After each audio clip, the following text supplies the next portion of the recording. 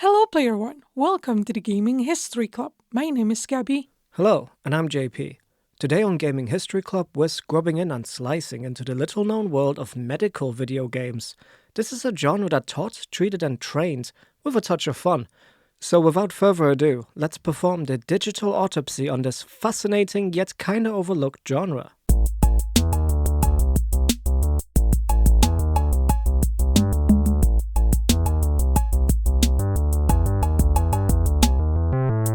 So, first things first, just so that we're all on the same page, when we say sick video games, we're not talking about the kind of games that make you go, yo, that's sick kind of game.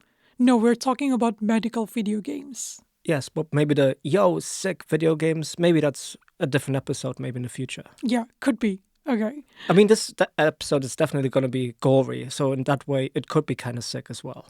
Yeah, but not in that, like, yo, that's sick kind of cool.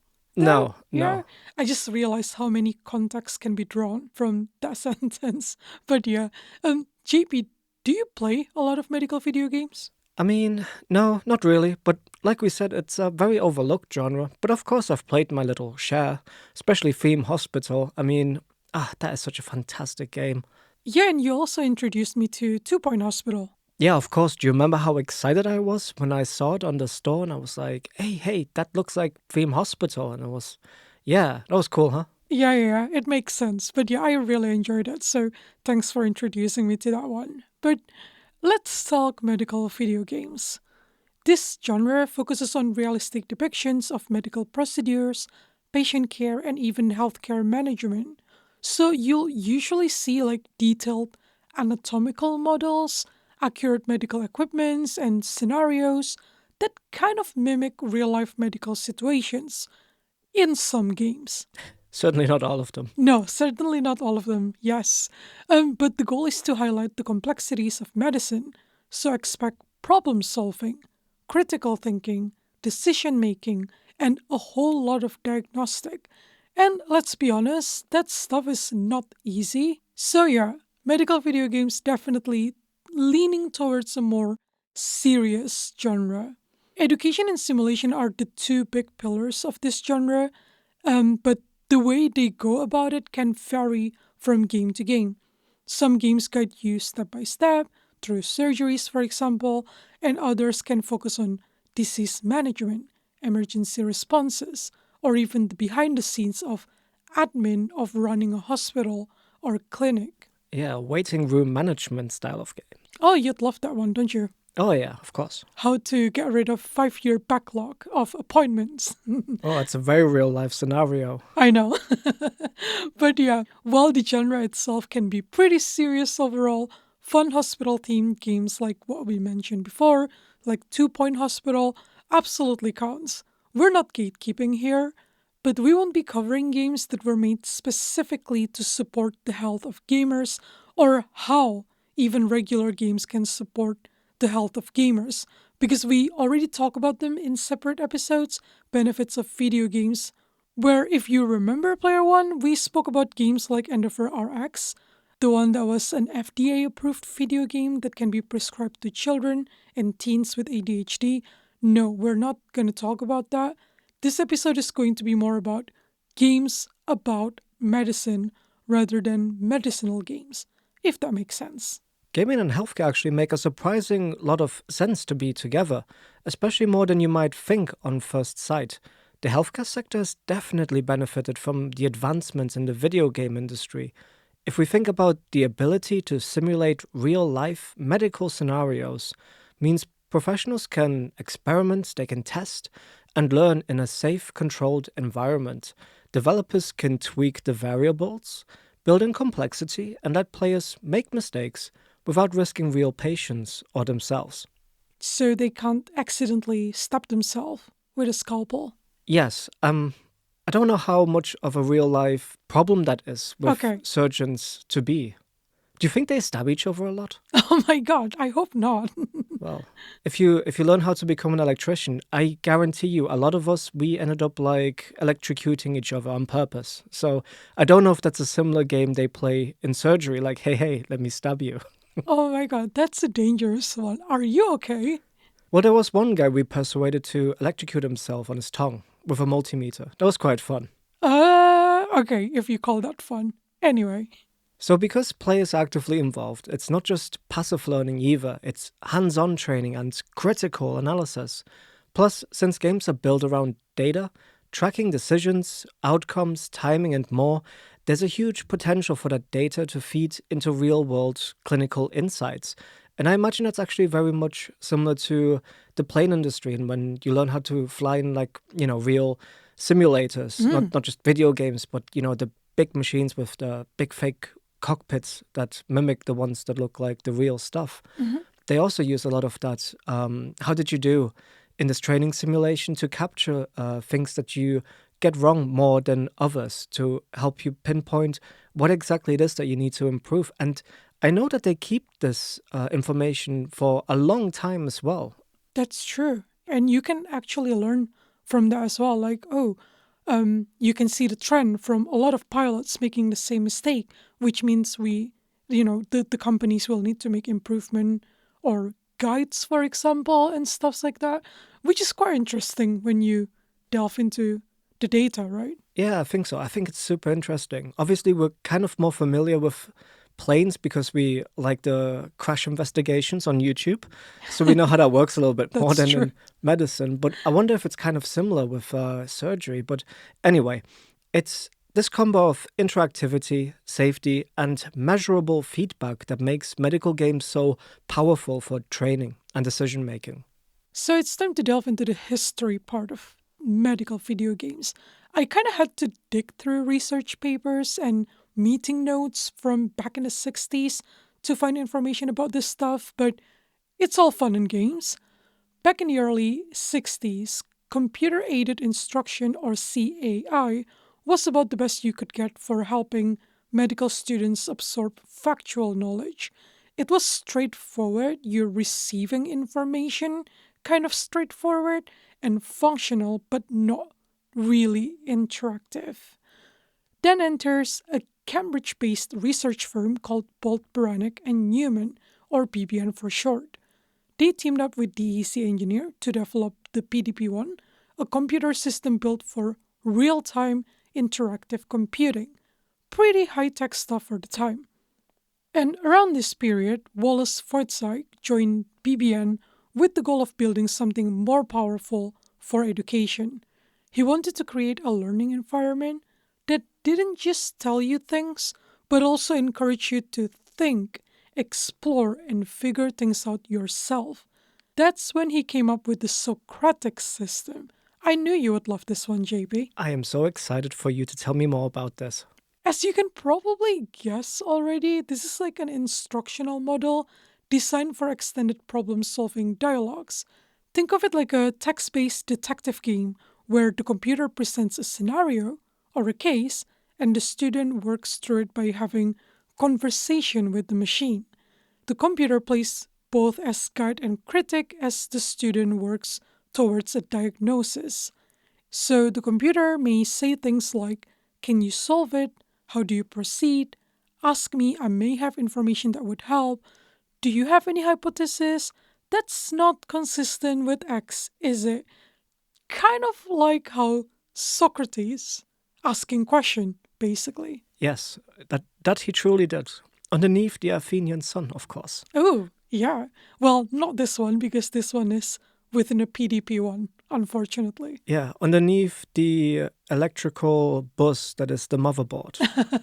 Yeah, but the principle is the same, right? So the computer asks those questions Socrates way. Yeah, so I imagine this is why they use the name like Socratic system because Mhm. it's like this Socratic line of questioning, the Socratic dialogue, where two people would philosophize and one would make a statement or like a hypothesis or like an argument, and then it's the other person's turn to kind of play devil's advocate. So, but if you propose this, then have you thought about this? And in this situation, it wouldn't work. So how do we, you know, and so on and so on. So it's basically replacing a person with a machine. So you have a Socratic dialogue with a machine rather than another person. Yeah, it makes complete sense if you think about it. So, at first, the Socratic system was used to teach logic and electronics, but by early 1964, Wallace was working with colleagues to adapt it for differential diagnosis aimed at beginner level students in clinical medicine. So he collaborated with Dr. Preston K. Munter from the Harvard University Health Center, who designed the medical problems and scenarios. Meanwhile, BBN programmer Myra Breen took on the task of coding the system and bringing it all to life. So, yes, you can see here the Socratic system is the first known scenario or like system where medical education come in touch with technology in a way. Can you call it a game? Possibly not, but yeah, you play it though, so in a way it's like a game. Yeah, I mean, but as with other technological advancements that kind of smell like video games, especially during the 60s, they're always confined to universities and research labs. And as a matter of fact, don't you think this is like so similar to the Plato mainframe computer from the University of Illinois?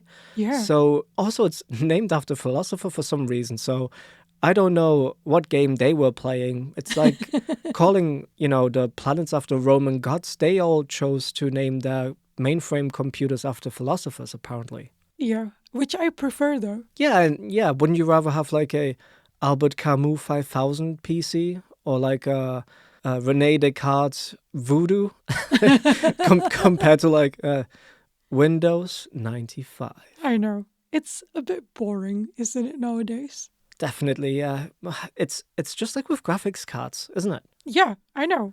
But anyway, as for regular video games, it's not until the early 80s that we actually see any featuring medicine as main basis and concept. But all of a sudden in the 80s, it wasn't drip feed speeds either. We actually get a surprising healthy number of medicine related video games popping through. And I believe this was likely because the home computer and the third generation of home consoles were providing much better graphical abilities as well compared to what came before, where it was more vague symbols representing something, like a white square was a person, but now you could draw like an actual person, if that makes sense. Mm. So the earliest game we could find was Microsurgeon, made by iMagic or Imagic. I don't know which one. I'm going to go with Imagic. Okay. And that was released for the Intellivision in 1982. Yeah, so Microsurgeon was developed by Rick Levine and published by Imagic, as you said, for the Intellivision in 1982, and is basically often cited as the first commercial video game to use medicine as its primary concept. In the game, you pilot a microscopic robotic probe inside a patient's body to diagnose and treat a range of conditions, like infections, tumors, and tapeworms. The game is relatively graphic in a way. It's not disgusting as such, but also not appetizing either. The main screen shows a cross section of a human body lying on its side, giving players full view of the internal glories, so to speak. Did you say glory or gory? It's both. Oh my god. I mean, seeing this game, it feels like I don't know who would want to play this. Is that mean? No. Not because the gameplay was bad, it's just because it might as well just be, I guess, like a space shooter, but it all takes place inside of the human anatomy. Yeah, that's true. So it features a stylized yet surprisingly detailed map of organs. You travel through arteries and veins to reach problem areas. Of course, with the Intellivision's low resolution, it's hardly being called realistic by today's standard, but for its time, it made a valiant attempt to represent human anatomy with the tools available. Different parts of the internal organs are also animated to make it really look and feel visceral. So you're equipped with three treatments: ultrasonic waves, antibiotics, and aspirin, each effective against different ailments. The patient's condition is tracked via fluctuating vital stats, so you can see the ECG, brain waves, and blood pressure, all of which respond to your actions. Though not really created as an educational tool, Microsurgeon received praise from both players and the industry. It was a talking point at CES in 1982 and recommended as a must have for Intellivision owners. It may even have been one of the earliest hints that game could actually explore serious real world themes before the term serious games had even entered the conversation at all. I'm sure it must have been very interesting to see at the CES because, like you said, it wasn't an educational tool as such. But I'm sure people looking at this game must have already had a few light bulbs going off inside of their heads. Mm. Like, just imagine if we had something like this, but then also explanatory text along with it. It must have been inspiring to see where video games may go to already. But you know what? While microsurgeon is the one that's mostly credited as being among the first, if not the first, to feature medicine, there's also another little known game called Microbe, the Anatomical Adventure. Now, this one's very overlooked, as I said, and it was also released in 1982 for the Apple II PC, and it was published by Synergistic Software. Now, this obscure game shares a similar premise. You control a microscopic submarine exploring the human body, but this game has a lot more going for it in terms of strategy and gameplay. So, the player controls the submarine, which has a crew of 4 people. So, you got the captain, a physician, a technician, and a navigator. And the submarine itself also has limited resources like fuel, battery, and air. You're given a short time window in which the player must repair the damage that is endangering a patient's life. And which, by the way, the patient information is already also like really detailed to get you that medicinal kind of like realism mood a little Mm. bit, if that makes sense. So you got things like either the accident or the incident details, their medical history, if they have any allergies, whether they're smokers, and their gender, and like a whole lot of information about the patient, basically. And as the player travels through the body in the mini submarine, they'll be attacked by the patient's immune system because they're like a foreign body, right? So the game is actually a shooter. So the gameplay is actually a little bit more basic than I make it sound, but there is a lot of strategy and text also involved in this game. The ship, for example, is equipped with 42 medical devices. So it just gives you an idea of like the wealth of kind of like more RPG elements, if you can call it that, I guess, the strategy ish elements. Um, anyway, the reason this game is quite a mystery though is because very little footage of this game exists, and I tried hard, okay? I say I tried hard. I tried for a good 20 minutes. I couldn't find any YouTube video out there about this game. So I actually went on to archive.org, where you can play this game for free, just to check out what it's all about and kind of make sure that it even exists in a way. It's been largely forgotten, this game. And there's like a handful of screenshots, and there's a short write up on Moby Games, but very little is known about how the game actually plays to feel. Is it fun to play? Like a review as such. So, player one, if you're listening, you could be the first to upload gameplay or even review Microbe on YouTube. Consider it your mission given to you from your gaming history club. Find it, play it, document it, and help revive this microscopic mystery that is one of the earliest medical games as far as we're aware. I'll leave a link in the description to where you can play it on archive.org for free, should you choose to accept the mission, Doctor. So the Socratic system was in the 60s, and until Microsurgeon and Microbe came along in 82, there was little, if any, presence of medicine in video games, but their release seemed to spark a mini boom in this tiny genre, and suddenly we start to see a surprising number of quirky medical themed titles popping up here and there. We're going to talk about 3 games from the early 80s that we want to mention in this episode. The first one is Plague Attack. That one is for Atari 2600 back in 1983. Developed by Activision's Steve Cartwright, one of the original Activision designers, this one's essentially Breakout, basically, but for your mouth. You play as a heroic toothpaste tube shooting down junk food to protect a row of pixelated teeth. Players who scored over 35,000 points could send proof to Activision to receive an iron on patch and a letter of congratulation from Activision. So, this is the day back when high scores earned physical swag, not just digital bragging rights like nowadays. Yeah, I'd much rather have an iron-on patch than like some trophy or like some achievement with some points because I don't have any friends online anyway. No one cares. I don't even have digital bragging rights, but give me an iron patch. Yeah, then I'll have a cool jacket with some iron patch on it. Yeah, let's have a look at another video game. We got Adventures in the Flesh, which was for the Apple II and released in 1983 as well. And this one, you might have guessed, is actually a text adventure game where, guess what? You're shrunken down again and injected into a human body to save a patient No. from within. Yes. What is it with the 80s and miniaturization? Like, this is like way before Honey, I Shrunk the Kids as well. And believe me, I checked just in case this was like a popular theme. Maybe this is what inspired the movie in the end. All these games about medicine. Yeah, who knows? Yeah, let's shrink down probes and stick them in people.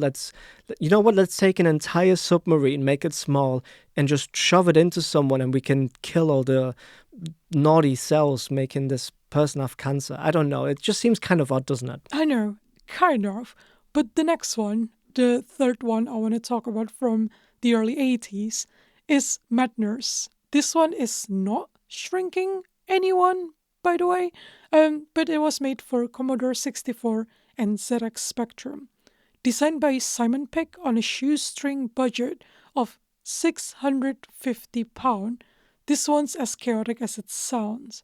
So you play a nurse in a maternity ward trying to rescue babies crawling into mortal danger from electrocution, bottle choking, to even elevator shafts. So, sounds pretty difficult, right? And, Firebird's software initially refused to publish it due to controversy, and some retailers wouldn't even stock it. Can you imagine getting a game from Toys R Us and it turns out you're trying to stop babies from getting electrocuted? I know, right? It sounds so random. But hey, Simon Peck went on to work on more reputable titles, and honestly, Madness might just be the best £650 game ever made.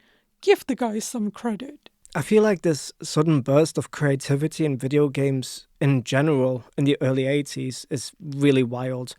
And the medical games went from like zero to let's save the babies from death traps in like just a year. And that kind of weird experimental energy, I think that's what makes this era so fascinating. I mean, a lot more compared to now where, we get a lot of like the same game or like really similar games. This was not what was happening back then. Like people were still happy to like just try new kind of quirky concepts. Yeah, that's true. Like, what if we have nurse in maternity ward? It's just unthinkable, isn't it, at that time? But you know what? It didn't take long for people to also ask, what if we took this more seriously? So enter The Surgeon, released in 1985 by Information Systems for Medicine, also called ISM, and was released for the Amiga and Macintosh. This one leaned hard into simulation. There was no shrinking required this time. You are a full-sized human, being tasked with diagnosing and operating on a patient. And you begin by interviewing the patient, of course. You look at their medical history, you assess their symptoms, and you're also reviewing scans like from x-rays and ultrasounds. And then from there, it's up to you to decide whether do you prescribe painkillers, do you observe them for some more time, or do you jump straight into surgery? But you know what? Choose poorly and things can already go downhill fast. The game can end right here if you make the wrong decision. So basically, if the patient only have headache, but you choose to perform brain surgery, then probably that won't end well, will it? Yes, or vice versa. Like this poor person just had a heart attack and you're letting him, stay for observation for a day. Yeah. That's also not going to work. I've tried this, by the way. Like, it doesn't work. In the game, mind you. Yeah, okay. Sure, JP. Anyway, during surgery, you're given a selection of 24 tools, and this is all the classic, that we layman people even know in an operating theater. So we got scalpels, surgical scrubs, anesthetics, and more. So you need to follow proper surgical procedure, and that's step by step, using the right tools in the right order. But something interesting to talk about, because we're calling this like more realistic and more serious, the game manual suggested that the surgeon might be valuable to medical students, but reactions from actual medical professionals around the statements were mixed. So many doctors felt it was more an educational thing for lay people like you and me, player one. Perhaps a way to explain procedures to patients might be one thing, or maybe offer a first taste of surgery to beginners rather than actual serious training. Still, for 1985, though, this was a bold step towards realism in video games. Then, 3 years later, in 1988, came Life and Death, developed by the software Toolworks and released across various computer platforms. This one built on the groundwork laid by the surgeon, but took things to a whole new level. A bigger hospital, better tools, and far more guts, literally. Oh, yeah. So, where the surgeon was monochrome and pixelated, Life and Death brought color, higher resolution graphics, and an unflinching look at medical realism. It wasn't violent in the typical gaming sense, but it was pretty gory. It certainly was. I've seen some screenshots of the game and footage as well. And yeah, you see, like, things get cut open and you see, like, the different layers of skin and obviously the organ itself. And though it's only four colors, they did already have like this technique of like shading, with like putting, little dots. It was high resolution, so it wasn't like seeing like four big pixelated colors. It was honestly quite graphic with the colors they had available to them. It's honestly not something you would show, just some kid out of nowhere like, hey, check out this game. No. No, no, no, no. It doesn't sound as serious as like it doesn't look as serious as if you show someone an actual picture of organs, but it's definitely a pretty good representation, I would say. Yeah, and in fact, the game even warned players up front, if you're squeamish at the sight of blood, maybe give this one a miss. And yeah, totally pay attention to the warning. But unlike earlier titles, Life and Death doesn't confine you to the operating theater. You can review a patient's medical history, prescribe medication, send them for observation or scans, even refer them to another department. Diagnosis can include physical interaction as well, like pressing on their abdomen to pinpoint pain. You can also get phone calls or pager alerts if you're polite enough to respond, and there's a limited but charming point and click exploration of the hospital. The game also had an educational slant. The manual actually taught proper diagnostic procedure, and there was even an in game classroom, a tutorial space where the player could learn the ropes. And this one wasn't just a cult classic. Life and Death earned recognition at the Software Publishers Association Awards, receiving nominations for Best Game, Best Simulation, and Best Use of Technology.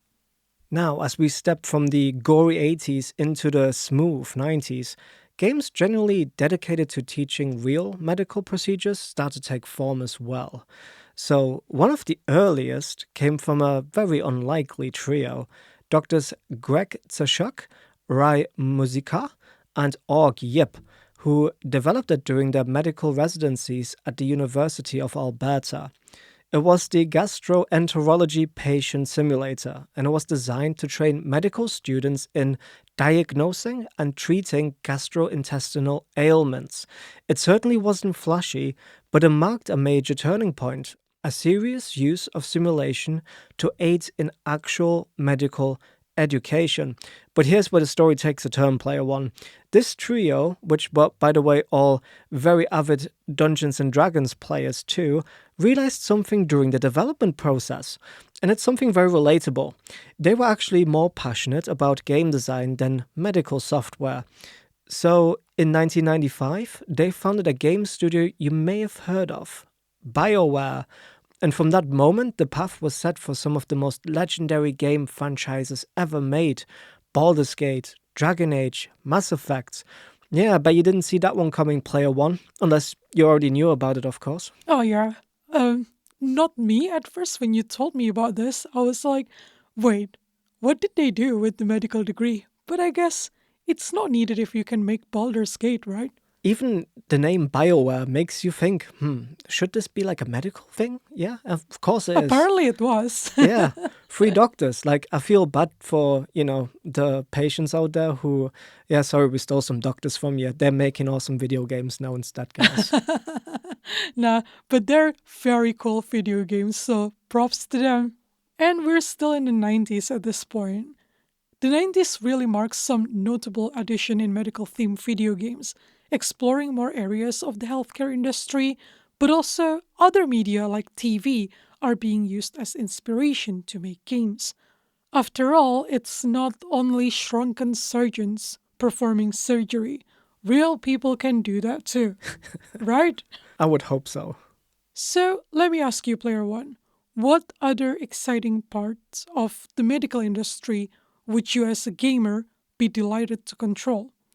Well, if you thought designing a healthcare system and decide who gets health insurance and what it covers and who pays for it, then look no further than SimHealth from 1994. Oh, how exciting. I know, right? This one seems a bit overlord ish for me. It's a very big brotherish kind of game. Yeah. Sounds a bit scary. So yes, SimHealth. This one was developed by Thinking Tools and published by Maxis. In the game, you get to test healthcare system proposals, record policy solutions to share with others, and change your model's underlying assumptions, all while receiving feedback from doctors and the voting public. Nice. You How can't, exciting. you can't help it, can you? If anyone ever asks me, JP, as a host of the Gaming History Club, what would you say is the complete opposite game of Call of Duty? I will say SimHealth. I, why is it not fun, JP? Listen, I would love to test healthcare system proposals and revise my model's underlying assumptions, but I don't think they even do that in real life sometimes. I know, right? How ironic is that? But you know what? That's a fair thing to say, by the way, because this game was published by Maxis, but it has none of their traditional humor. Rather, it only has their iconic user interface, so it looks like a Maxis game, but it's not as funny as a Maxis game. It was disguising as a Maxis game, but it turns out it's just the what do you call it? It's just the cover of The the book. skin. Yeah, the skin. Yeah. Literally just the skin. But yeah, it was a difficult game, as you can imagine, and dare we say, kind of dry gameplay wise. I didn't see that coming, but yeah, I totally did. But quite frankly, we need to give credit where credit's due. It was daring to do something different and brainy in a simulation software type of way. I know we made fun of it, but it's still pretty cool. It's easy to make fun of it, but yeah, I mean, I agree. It tried to do a lot. It was shooting for the stars, but it came crashing down. It's fine. It happens. Maybe next time. Maybe some health too. But as you mentioned, Gabby, the popularity of TV shows in the 90s, like ER, for example, also came to mark their influence in video games. For example, in Emergency Room, released in 1995 and made by Legacy Software. This was the first in a long line of video games made in this franchise, but it was closer to an interactive drama with medical overlays, hence the comparison to the ER TV show. But it included realistic patient symptoms, actual medical tools, and time-critical procedures, and no shrunken probes or submarines. Another game was Emergency Fighters for Life, and that was a tactical RPG made by 16 Tons Entertainment, released in 1998. And this one's really cool because it not only focused on rescuing injured civilians, but rescue operations as a whole, including fire control and arresting criminals. So, scenarios included like plane crashes, floods, bomb threats, and some of them were actually based on real life events as well. So, this franchise actually had 5 games, but all of them were actually received with a mixed reception, unfortunately. While the idea for the game was always praised, the execution less so, but I can't help but to really also praise the thought behind the game, the concept. It's really, really cool, I think, also. Not technically all about medicine, but I mean, rescue operations, medicine. I think it makes sense to also give this one a little shout out here. No, definitely. I think the idea is really cool. I would love to see a game making this in a well done manner. So, Yeah, yeah, props to them. perhaps one day. But now, a short break for today's sponsor, Bloaty Head Clinic. Are you or loved ones suffering from bloaty head, trouble fitting through doorways, head balloons inflating without warning? Don't panic. Help is just a pop away. Introducing the Bloaty Head Clinic, trademark. At BHC, we specialize in high pressure solutions to high pressure problems. Our crack team of underpaid doctors and slightly concerned nurses are standing by with a patented cure. One quick jab with our deflation needle, one quick trip to the inflator, and voila, you're back to a normal sized noggin in no time. Visit your local team hospital today. Side effects may include hallway congestion, flying head parts, and mild financial ruin. Bloaty head, of course, is just one of the many creatively absurd conditions featured in Team Hospital, a satirical hospital management game by Bullfrog back in '97. Combining dark British humor with strategy gameplay, it managed to turn queues, epidemics, and exploding patients into gaming gold. I'm glad we finally talk about this one. Theme Hospital popularized the hospital management style of game, and likely may have been the first title that came to your mind when you saw this episode, Player One. The team at Bullfrog previously made Theme Park, and that also had a very similar humor. For this game, the team decided on fake diseases and cures to allow themselves the creative freedom to make the game fun rather than gory. The creators didn't want death and real diseases in their game, as they believed it could make the game distasteful. In an interview with Games Radar, Gary Carr said, "I guess dealing with a lot of illness is macabre and horrible, and in retrospect, it was the right idea. We began imagining made up diseases instead." And this is gonna be hard for me to say without laughing, but like, the Daily Telegraph, a UK newspaper, published an article criticizing the game as quote unquote sick Okay, and said that the British Medical Association was using it to train management staff. wait, what? Oh, I'm sorry, Player One. You just if you've played this game and you hear this, it's kind of hard to imagine, but yeah, I mean, this happened. this was not made to train management stuff, though. Well, according to the Daily Telegraph. You know what? I don't know, but let's carry on. Let's carry on. Come on. Okay. We got a whole lot more gold to come.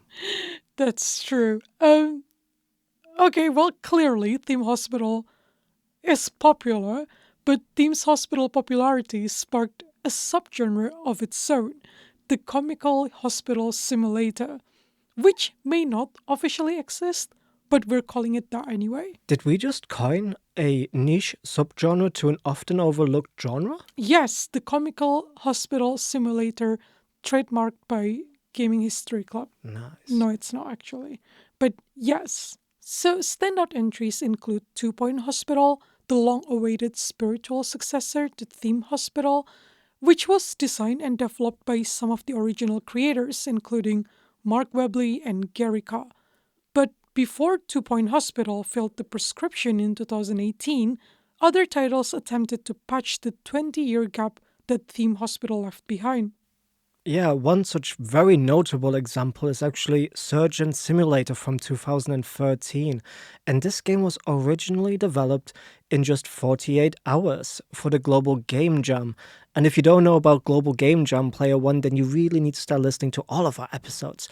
Unlike Film Hospital, Surgeon Simulator focuses on surgery rather than hospital management, but it delivers the same kind of crazy, comical tone and humor. The game doesn't shy away from the complete absurd either. One of its downloadable expansions, titled Inside Donald Trump, lets you perform a heart transplant on the US president. Players even get to decide whether to replace his heart with one of gold or one of stone. And another more recent game, and perhaps the most ahead of its time video game that we'll be talking about in this episode, is Galactica, developed by Bright Rock Games, released in 2023, where the player assumes the role of running not just any hospital on Earth, but as a matter of fact, an intergalactic hospital catering for aliens too. Oh, this one is basically like Two Point Hospital but in space. Yes, that is absolutely how to describe this game. Yeah, I love the look of this game though, so yeah, Galactica definitely on my list. But for now, let's take a step back, Player One, to talk about something more serious medicine themed video games. One truly heartwarming example is Ben's game released in 2004. The game was conceptualized by Ben Duskin in 2003, at the time an 8-year-old and former leukemia patient. When approached by the Make-A-Wish Foundation and asked if he had an unfulfilled dream, his wish was simple: a video game that could help other kids battling cancer take their minds off the painful side effects of chemotherapy. Patricia Wilson, the foundation's executive director at the time, initially reached out to game companies. All of them declined, saying a game like that would cost over $1 million and take years to develop. But of course, Patricia didn't stop there. She changed tactic and contacted gaming websites instead. Soon offers came in, including one from Eric Johnston, a LucasArts software engineer who had worked on classics like The Secret of Monkey Island, which is such a cool game. Oh, Love yeah. that game. Love it. And Johnston offered to lead the project under one condition: that he could work directly with Ben. So it begins. The pair met once a week for 6 months and built the game together. So in Ben's game, you play as a young patient riding a hoverboard, battling mutated cells. Shields can be collected to protect against chemotherapy side effects, but they're guarded by monsters representing those symptoms. The first one is Iceman, which represents common cold, Robarf, which represents nausea, Big Chicken for chickenpox, Fire Monster, which represents fever, and Fem Monster represents bleeding. The freeware game was downloaded over 200,000 times in its first few months. And the cool thing is, both Ben and Eric were later honored by the Dalai Lama himself in San Francisco for their work. It doesn't get much more honorable and, respectful than the Dalai Lama himself saying, "Good job on this video game." I know, that must have been so humbling. It must have been so humbling, and I'm so happy for both Ben and Eric, but I'm also happy to know that the Dalai Lama is a pretty cool sock, turns out. Oh, video games. Good. As we move into the 2000s now, after the Y2K book, you get it? Book? Like medical? Okay. Yeah. As we move into the 2000s, it also marked the rise of truly educational medical games, and two stood out to us at our Gaming History Club. One was Immune Attack from 2008, and that was developed by the Federation of American Scientists and Escape Hatch Entertainment. It is a game designed to teach players about the immune system. You play as a pilot, remotely controlling a nanobot inside the human body. And thankfully, by the 2000s, though, we didn't need to shrink the humans or the submarines anymore. We could just build really small stuff instead. Then there's also 0 Hour, America's Medic from 2009. And that was a first-person simulation designed to train and drill emergency medical responders, like paramedics, for example. So the game focuses on handling major mass casualty events such as terrorist attacks or natural disasters like earthquakes, and it offered a real tense and realistic environment for practicing, very real life-saving decisions under pressure. The 2010s marked yet another turning point. from game simulating isolated conditions or emergency responses to fully fledged tools for real world medical training. And this wasn't just a marketing spin, the shift was supported by independent peer reviewed validation. Let's take Touch Surgery, for example. So, this is an app that's been in development since 2010 and still ongoing. And this one has proven its effectiveness in surgical training. It has over 200 simulations across 17 different surgical specialties. I didn't even know there was so many surgical specialties. I thought it was just the heart, the liver, the kidney, and the brain. But apparently, there's way more. Of course, there's way more. Anyway, it provides a platform for surgeons to practice and refine techniques virtually. Like it's like a clear example of we're not just educating anymore now with software and games. We're actually teaching people how to gain a real world skill by starting with the software and moving slowly into the real world, which is like a far cry if we compare this to like Life and Death or The Surgeon from like the mid 80s. I don't think anyone was thinking to themselves, right, if I play this game for a couple of hours and then move on to a real patient, that's going to be of any benefit to me or the success of the procedure, right? Oh, yeah, definitely not. But yeah, this is definitely an improvement. Not just an improvement, this is crazy, right? And this mostly started, I think, in around the 2010s. But what else? Okay, so we talked about the real cool stuff, right? Like the real video game magic that can benefit the surgeon skills. But what about hospital management sims? Because they also saw a more serious take. So we got Project Hospital, for example, and that was developed by Oxymoron Games and released in 2018. And it also takes the charm of games like Theme Hospital and Two Point Hospital, but it trades in the fake diseases for realism. So even with the hospital management style of game, which started off very humorful and comedic, they also get the more serious twist now as well. No bloaty heads or lightheaded patients anymore, just the complexity of an actual functioning medical facility. Yeah, Project Hospital definitely looks really cool art style wise. It also looks complicated at the same time. I'm actually looking forward to try. It has a very zen vibe to it because obviously you're dealing with the hospital. So if you take it too far into the realism, it's going to be quite, I don't know, like, I wouldn't, Stressful? yeah, but also like visually, like there's going to be a lot of bloods and guts everywhere, right? But Yeah. it takes a very neutral tone and has a pleasant art style, Hmm. but it's not overly, happy go lucky. It's just very neutral. So it makes for a very, it makes, Cozy gaming, yeah, probably. basically, yeah, Yeah. cozy gaming, absolutely. And yeah, I think there's still much to be explored in the medical video games world. From something that's fun and lighthearted to serious ones that can actually be used to simulate real life scenarios. Oh yeah, I can think of like maybe one or two things because as we kept saying in this episode, it's a overlooked genre, so there's actually like many things you can still do here.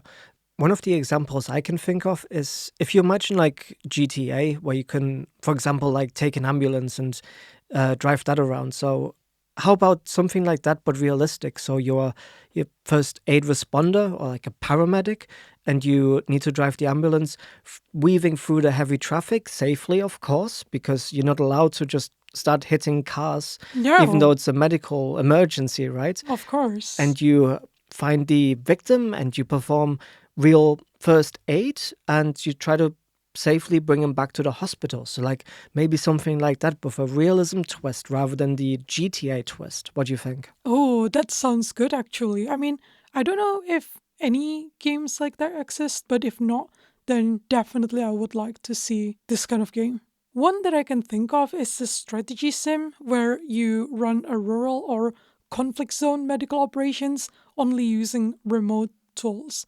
So basically, you're faced with challenges like limitation of infrastructure, time zone delays when you expect some deliveries, for example, and language barriers. And yeah, sounds like a more strategy basically, but realistic because this is needed quite a lot.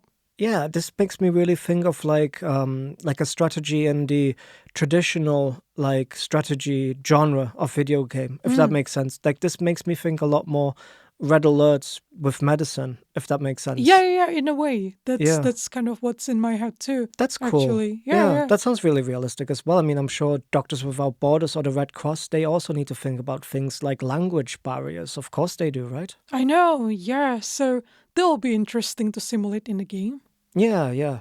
I think one more I can think of is just because I'm a big fan of the games as well. It's like Psychonauts, especially Psychonauts 2. Sometimes it also makes you think that like, oh, there's a lot there they could have done too with mental health issues, for example, because you're already diving through like people's psyches, and you have like these cool little in theme quips, where you can collect emotional baggage, but you need to find the tag for it that belongs to that emotional baggage to set it free and stuff. So maybe like a game like that where the education part isn't like thrown in your face, but maybe like the messaging or like some facts about like real mental health issues could be included in the game as well.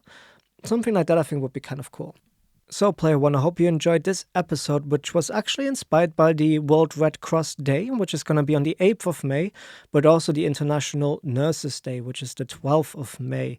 Hopefully, you had your dose of digital medicine as we examined some of the most fascinating and landmark games in this often overlooked genre and in the even more overlooked subgenre that is crazy hospital management style games, which we coined in today's episode. Whether it made you laugh, wince, or reach for a virtual scalpel, these titles prove that even in gaming, a little bit of medicine can go a long way. Do you have any favorites that we missed, Player One? Please let us know by dropping us a message on our website, gaminghistory.club. Also, Player One, another reminder that our competition is still open for you to enter to win a customized Gaming History Club Super Nintendo. It's so easy, and you have the chance to win this super cool GHC painted SNES PAL version. But anyway, just check gaminghistory.club/SNES to find out how. Yes, and remember, entry to the competition will be closed on the 31st of May, so you still have a little bit of time to submit. We'll announce the winner on our episode that will be released on the 18th of June. As usual, new episodes of Gaming History Club are released every other Wednesday, so make sure you subscribe and follow us on our social media. We're on Instagram and Facebook as Gaming History Club, and we're also on Blue Sky as gaminghistory.club. Come back in a couple of weeks, Player One, when we dive into another franchise that, just like us, is also no stranger to history: Assassin's Creed. See ya.